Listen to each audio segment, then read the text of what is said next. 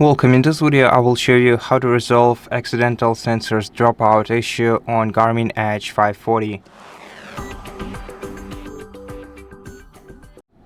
So, first of all, if you encountered such an issue, try simply restarting your Edge computer by holding down the power button and selecting power off option. Then wait until your Garmin is shut down entirely and short press the red button once again to restart it. Make sure that your sensors are turned on so that your device can detect them.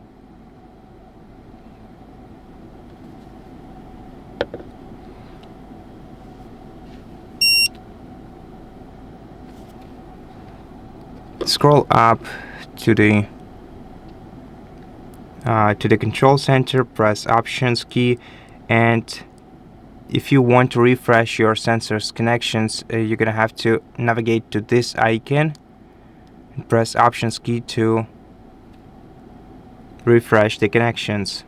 And if this doesn't help you, then first of all, let's go to Sensors. Then let's select our radar or other sensor, and let's disconnect it.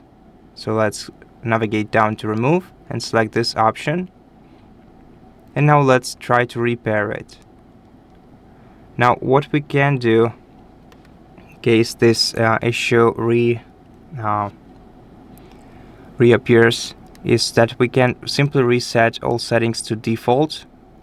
To do that, we have to go to Settings on our device, and then we're gonna have to scroll down to System, and in System we're gonna have to go to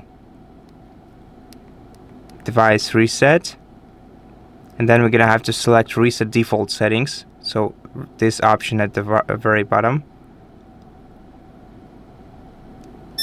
Then confirm, then wait until our device is restarted, and then we're gonna have to repair our sensor. So in case of this radar, this is the Varia Review 820. We're gonna have to put it into pairing mode, and to do so we're gonna have to shut it down completely. Okay, and then we're gonna have to turn it on by short pressing the power button for 2 seconds. This will activate the purple blinking on the device's LED. If you don't see the purple blinking, you're gonna have to try again. Okay, so that's the effect we're looking for. Now our device is in pairing mode, and what we're gonna have to do is we're gonna have to repair it once our Garmin turns back on. Okay, so after the restart, you're gonna have to perform a quick setup once again, and also repair your smartphone to your device. And once you are through that, you can scroll down to Sensors, select Sensors, and then tap plus icon. Then let's scroll to the sensor that we want to reconnect. So in my case, it's both the lights and the radar. So we can select any of these two and wait until your Garmin finds the sensor. Let's connect to it. Accept. Okay.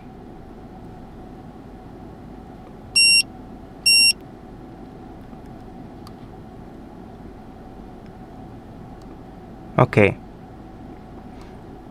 So as you can see, we have successfully established a connection, and we no longer have the issue or are going to have an issue with our radar or lights. But of course there are other sensors like heart rate sensor strap, or there are also speed sensors.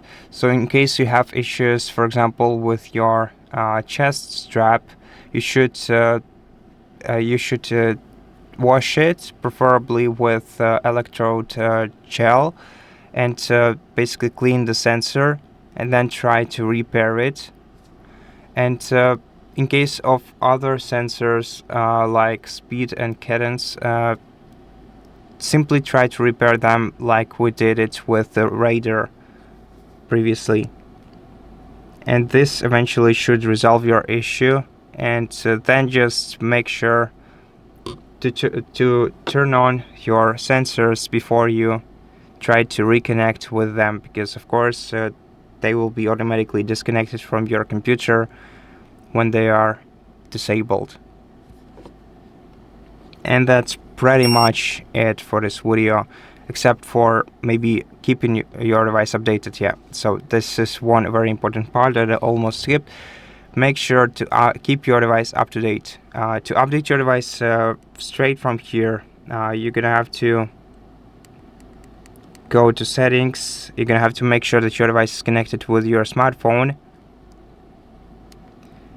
In settings, you're gonna have to select system. In system, scroll to about, and then select check for updates. In this way, if you are connected to the smartphone and your smartphone is connected to Wi-Fi, you'll be able to check for available updates on your device. And if you fail to update your device this way, you can also connect your device to your computer and use Garmin Express software to update your device using your computer. So basically all you have to do is just connect your Garmin to your computer using a cable and then run Garmin Express on your computer, check for updates, and download and install the newest available software.